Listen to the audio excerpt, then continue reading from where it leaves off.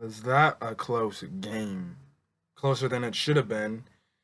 But hey, Bears fans, hey, NFL fans. This is Camfrey 15 back with you with another Chicago Bears video for you guys. And it's a week 10 game recap for our Chicago Bears. And we have beaten the Lions 20-13 in a very hard fought to the end, literally, um, game.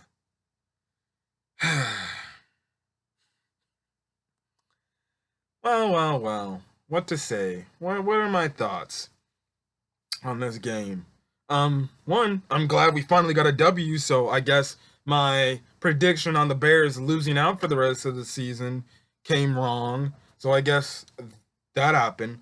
Now, you can say I'm being sounding sarcastic or anything. No, I'm all in generally happy for a win. I'm happy that this team finally got a win. And on my little rant I did yesterday on my Bears preview video, especially when I was referring to the Trubisky stuff, I said this team needs to worry about getting a W. Don't care how dirty it is. Don't care how, rough and ugly it is. At this point, what this team needs is just a straight up W. And they got a W. Now, was it a W that was kind of underwhelming?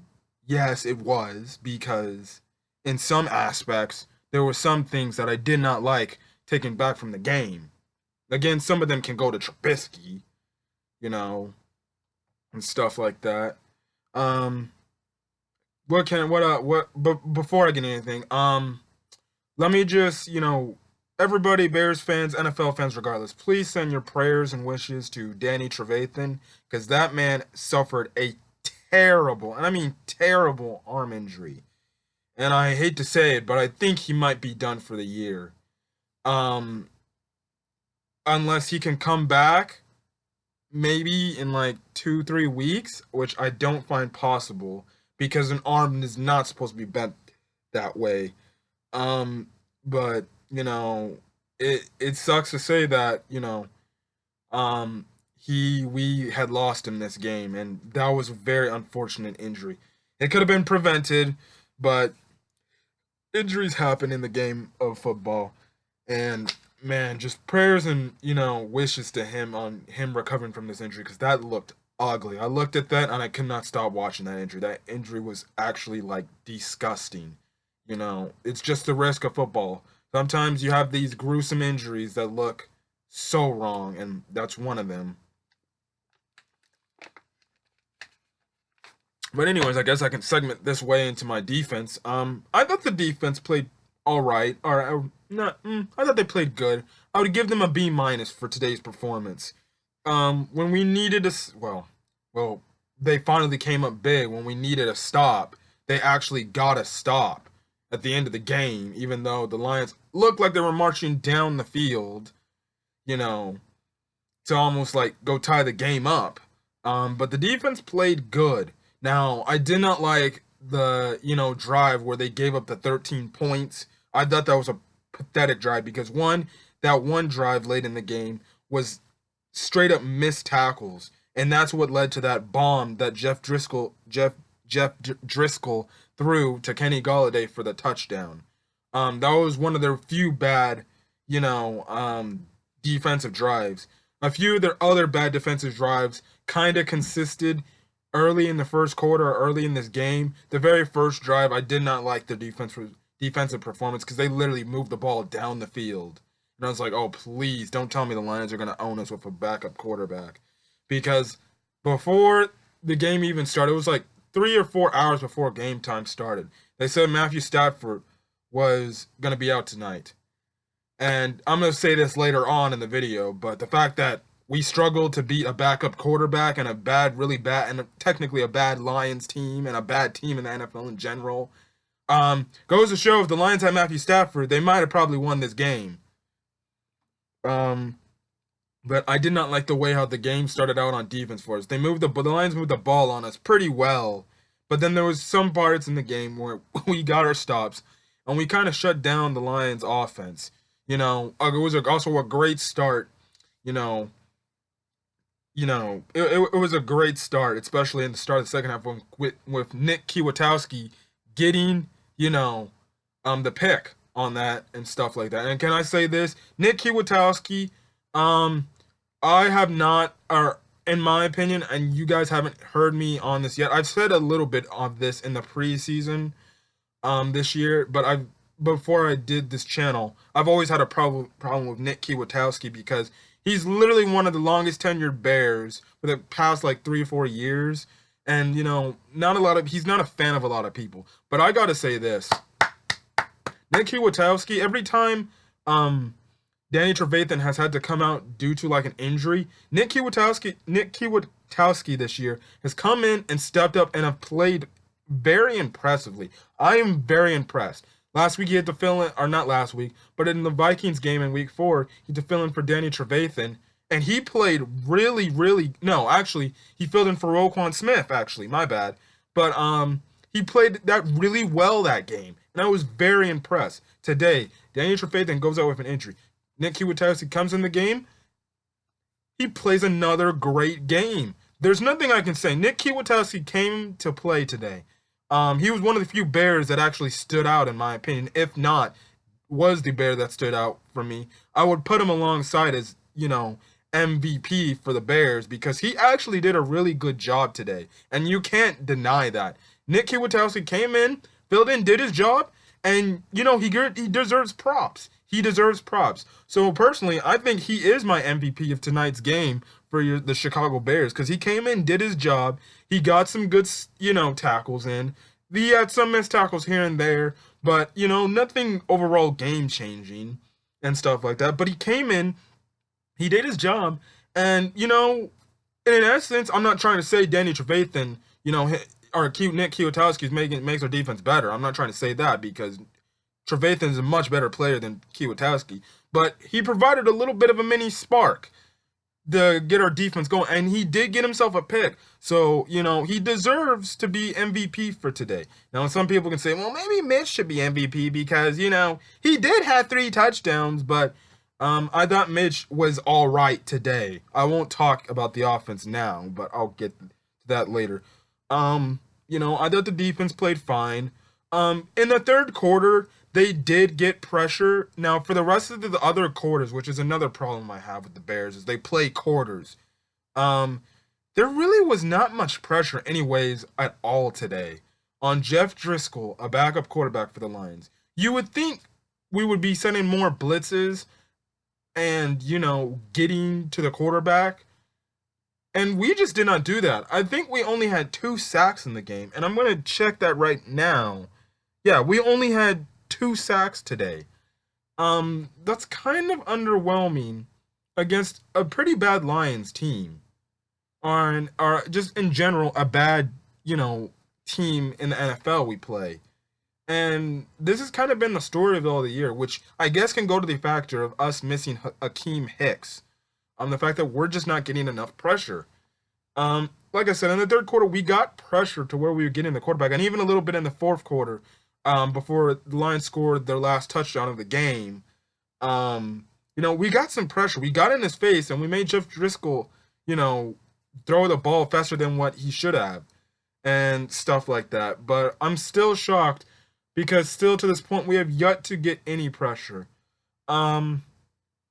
I thought our run defense was good too. There was sometimes where the Lions would get more than, 5 yards, and there would be some cases when we would like basically stuff them for nothing. You know, pretty, good, decent, good to good run defense. DB play, I thought DB play was average at best. I personally think our DBs, our back end, which is the DBs, the safeties, and the corners, I personally think that's the weakest part of our defense because, for the love of goodness, they just let anybody catch it on them, leaving tight ends wide open, giving inadequate spaces to receivers and stuff like that. Like I'm saying, the reason why some of these sacks weren't hitting home was because, it was just that split second where there was an opening where,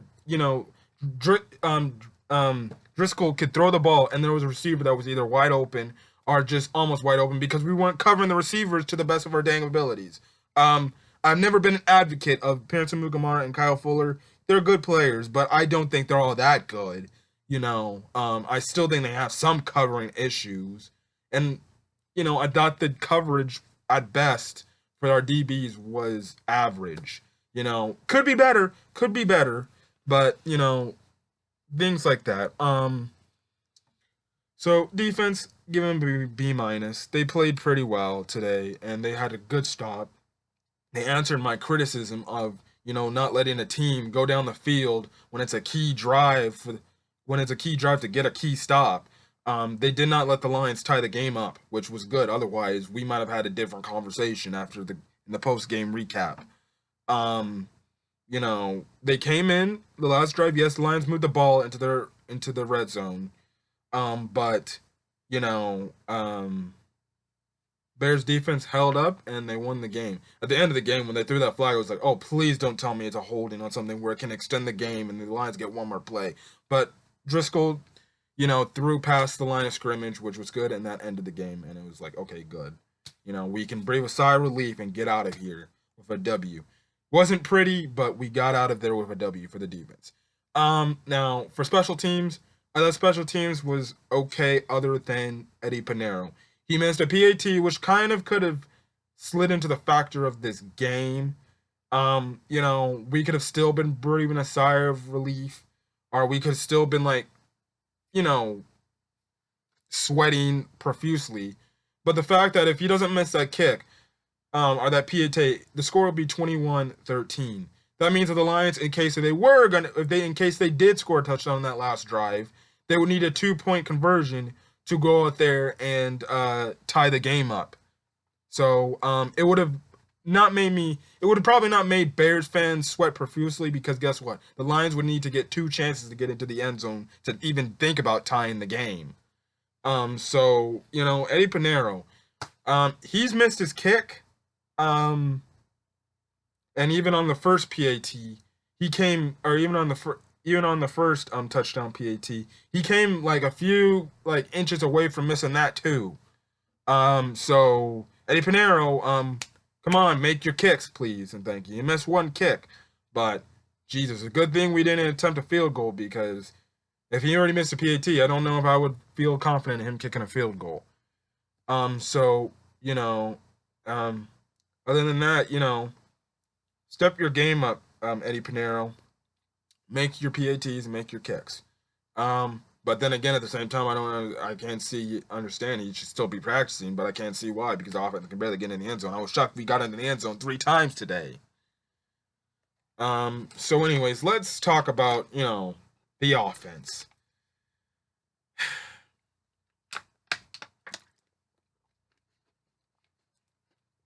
I'm gonna drink it. I drank that water so I could cool down a bit.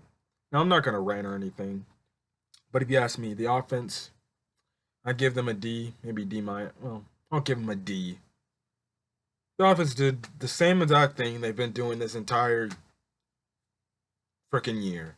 Nothing has freaking changed. The first 3 and out, I tweeted it's the same old, and the fans started booing. I was like, thank you. Please keep booing these guys until they do something. The offense, again, did nothing for literally 3 quarters of the game. Again, this team plays by freaking quarters, especially on offense, most part, and I'd be seeing it, especially on offense. 3 quarters, they do absolutely nothing, but 1 quarter, that's when they have some kind of resigning moment and some time to shine. Basically 3 touchdowns scored today. 1 touchdown scored within a 2-minute offense. Another touchdown scored, first drive of the 3rd quarter. And then because a turnover happened, we scored another touchdown. And then that's really it. Mitch, I thought, if you want to ask me, since I've been criticizing much of him in the game, I thought he played an average game. There were some things that, still irked me about some things, but morally, it was some things like dealing with play calling more than Mitch's playing. Some things I did not like from Mitch. One of the things is I know there was on a 3rd down, and Jesus. You have third down Mitch getting sacked all the time. And I'm going to one of these. It was a third down and something. It was a third down and long. We dropped back to pass. And, the pocket's collapsing on Trubisky. There is a little hole, or like, basically, well, not little. There was a pretty much gapping hole. And instead of Trubisky stepping up in the pocket and either taking off and running or stepping up in the pocket and throwing, what does he think? What does he do? He goes back, he runs back, and takes a sack.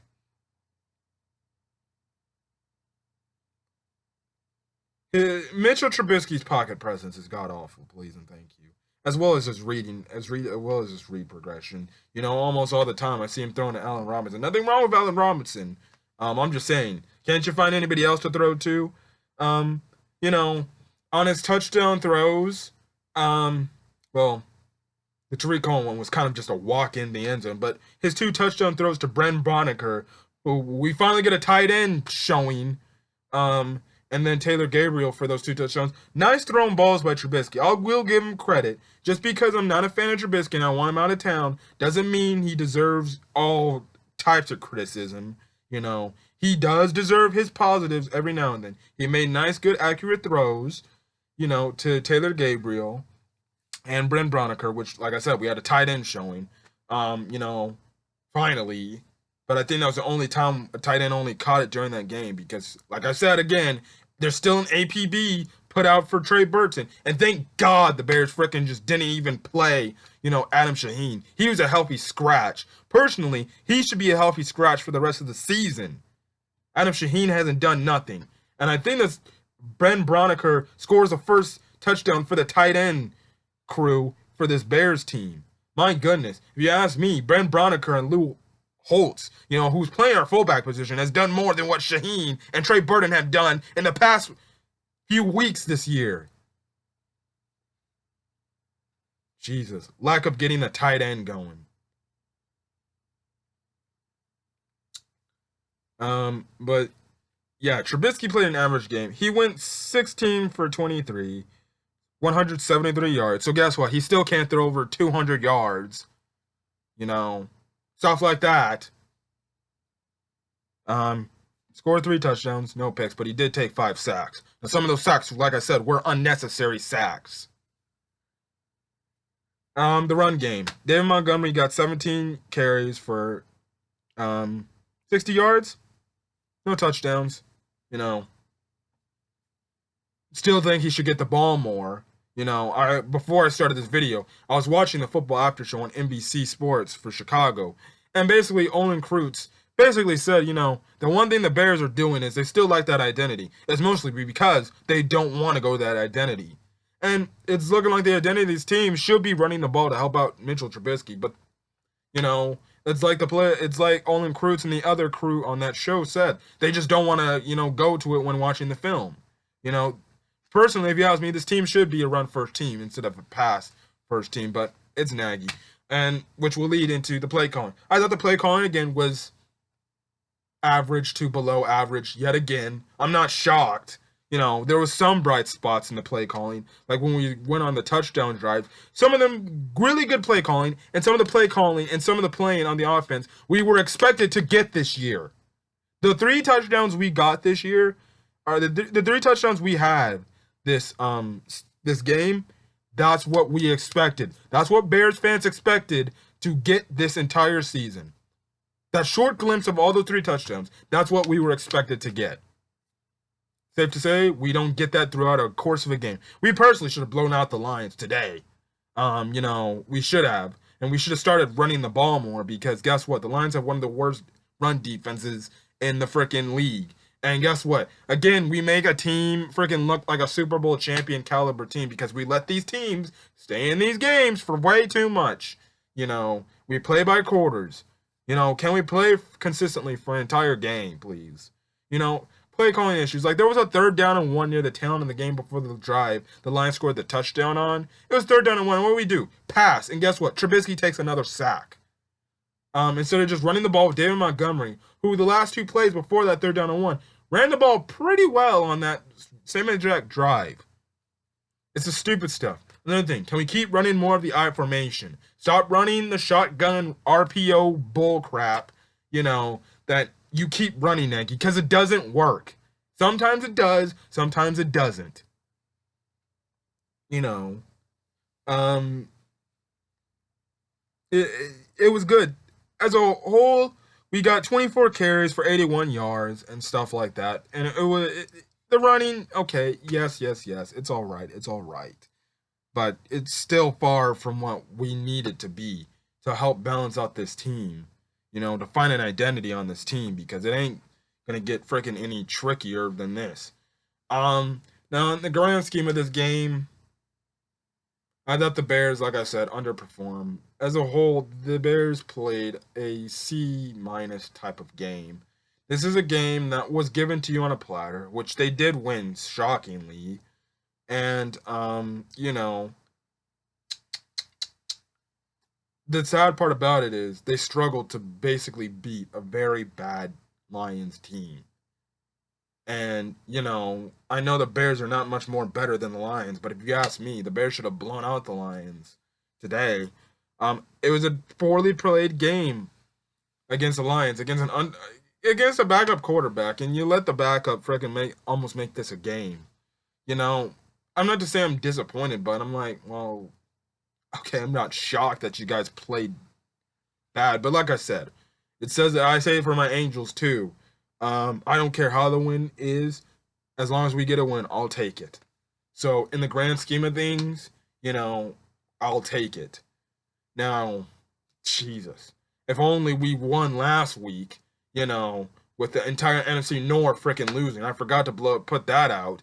We would have probably gained some good traction in the NFC North, and maybe would have been in a little bit of a hunt for the playoff run. I still think we're not making the playoffs. Those chances are dead. But we got a win today. That was good. Or that was all right. And, we can move on to next week, LA. But I'm just going to say this. I'm going to say this in my week preview. If we play like this, like we did today against a backup quarterback, and even the show hinted at this today, the recap show I was watching before I made the video, they hinted at this. If we can just barely beat a bad Lions team, they lost their right tackle, they lost their running back, and they didn't have their quarterback, what the hell are you going to do against the Rams? And like I said, maybe the Rams game might be, or I've been saying, there's going to be a part of the season where the Bears just get embarrassed. I won't be shocked if the Bears get their butts kicked Sunday night, if it comes to that. Because personally, I think they'll probably flex the game because they'll be like, why do we want to bring on the crappy, 4 and 5 Bears against the Los Angeles Rams for Sunday night? Those ratings are going to not even be good. So they might flex that game personally. I won't be shocked if the Bears, Rams game is flexed because, one, the Bears haven't played all that well and stuff like that. And when you got better teams that could probably get more ratings, like Lamar Jackson with what he's doing, or Patrick Mahomes and what he's doing, stuff like that. It's just simple stuff like that. Put a better. It's the same thing like last year. We were always flexed because we were a good, impressive team. But I feel like we're gonna be the ones to get flexed. If we don't get flexed, we're definitely getting flexed against the Chiefs. That's gonna be a Sunday night game too. But if we don't get flexed, there's another nationally televised game. But, it's probably going to be an ugly one to watch because, if we can't get nothing going against the Rams, we might get fisted pretty badly. So, yeah. Other than that, that's all I got to say for this, Bears W, which finally I can sleep at night. Actually, somewhat peacefully. Yes, the team did not play all that well, but I can sleep somewhat peacefully without having to think about the Bears and what they can do to play worse than what they already do. Now, I'm not trying to jinx anything, but they might play some of their worst football Sunday night if it comes to that. Stuff like that. But who knows? Who knows? I do know this. I believe. Let me check my calendar.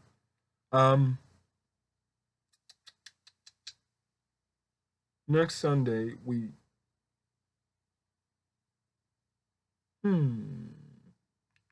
Oh no. So otherwise, well, 3 weeks from now we'll play the Lions again, which is on Thanksgiving Day, which is my birthday. So I figured that Matthew Stafford will be back that game and stuff like that. So, you know, somehow if we can win 3 straight games, that could get the taste out your mouth. But still, I guess as evaluations, there were some things I saw that I didn't like, but again, other things that I saw that I did like. Did not like the pressure. Did not like the fact that O line was not really doing good. And I actually speak about the O line. I thought the O line was all right too. They did make a switch with James Daniel and Cody Whitehair from last year. I'm still kind of shocked that they kind of did that. Well, they flipped him in the first place, But I guess you could say the Bears' offensive line played a little bit better. Not all that. It was kind of the same offensive line. Cody Whitehair did have some bad snaps here and there, but it wasn't anything where it could have changed the detriment of a game where it's like a bad snap that goes over Trubisky's head on something like that and it causes a turnover because of it. But if it looks good, then I don't understand why they changed it. But it is what it is. But like I said, Nick Kwiatkowski, probably my Bears MVP of the game. He came in, did his stuff and stuff and played good. So obviously he's gonna probably get the start next week against the Rams. So he's gonna be on my list to watch next week to see if he can bring the same decent or good performance like he did this week. It's like they say, next man needs to step up and do their job. The defensive line hasn't been doing that because they've yet to get any pressure on any opposing quarterbacks since Akeem Hicks went down. But like I said, we'll see. So anyways, the Bears get a W, 20-13. Close one, closer than I wanted, but it is what it is. A win's a win. I'll take it for the most part. But other than that, that's all I can do to celebrate. So other than that, this has been Camper 15. So, if you like this game, leave a like. And if you want to get more Chicago Bears content, hit that subscribe, button, because next Saturday will be Bears preview against the Los Angeles Rams. I almost said St. Louis Rams. But yeah. And then, if you want to leave a comment on your thoughts about, this Bears victory and what you liked or what you didn't like, or, just issues and stuff like that.